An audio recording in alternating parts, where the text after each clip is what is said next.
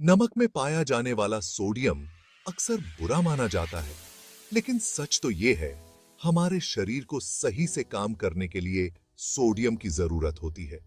ये एक जरूरी मिनरल है जो हमें स्वस्थ और ऊर्जावान बनाए रखने में अहम भूमिका निभाता है। ब्लड प्रेशर कंट्रोल करने से लेकर दिमाग को तेज रखने तक सोडियम एक अनसुना हीरो है। पर किसी भी चीज की तरह ज्यादा सोडियम भी नुकसानदायक हो सकता है। इसलिए जरूरी है कि हम अपनी जरूरत के हिसाब से सही मात्रा में नमक खाएं। सोडियम का सबसे महत्वपूर्ण काम है हमारे शरीर में पानी की मात्रा को संतुलित रखना। यह एक छोटे चुंबक की तरह काम करता है, पानी को अपनी ओर खींचता है और थामे रहता है। यही है, यह ब्लड प्रेशर को नियंत्रित करने में और हमारे सेल्स को हाइड्रेट रखने में मदद करता है। सोडियम हमारे नर्वस सिस्टम के लिए भी बहुत जरूरी होता है।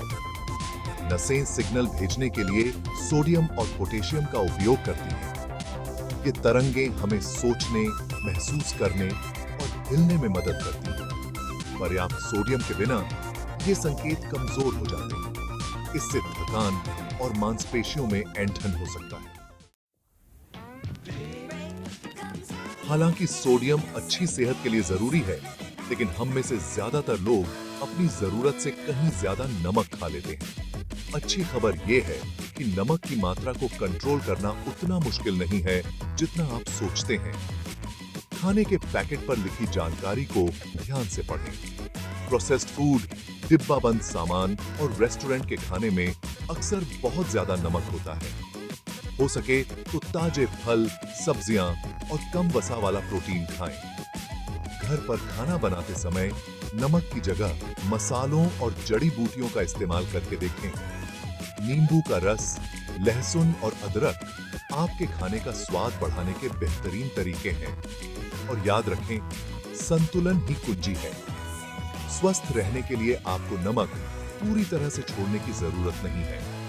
बस अपने खाने में नमक की मात्रा का ध्यान रखें और सोच समझकर खाना चुनें। बहुत ज्यादा सोडियम के सेवन पर तो बहुत ध्यान दिया जाता है, लेकिन बहुत कम सोडियम भी उतना ही खतरनाक हो सकता है। हाइपोनेट्रेमिया खून में सोडियम का स्तर कम होने के कारण होने वाली एक स्थिति है, जिसके कारण हल्के से लेकर जानलेवा तक कई लक्षण हो सकते हैं। हाइपोनेट्रेमिया के शुरुआती लक्षण अक्सर फ्लू जैसे होते हैं, जैसे सिरदर्द, जी मिचलाना और थकान। जैसे जैसे यह स्थिति बिगड़ती है, इससे भ्रम दौरे और यहां तक कि कोमा भी आ सकता है। कुछ लोगों जैसे एथलीट, बुजुर्ग और कुछ खास मेडिकल कंडीशन वाले लोग को हाइपोनेट्रेमिया होने की आशंका ज्यादा होती है। अगर आपको इनमें से कोई भी लक्षण दिखाई दे, खासकर यदि आप इनमें से किसी भी श्रेणी में आते हैं, तो अपने डॉक्टर से बात करना जरूरी है।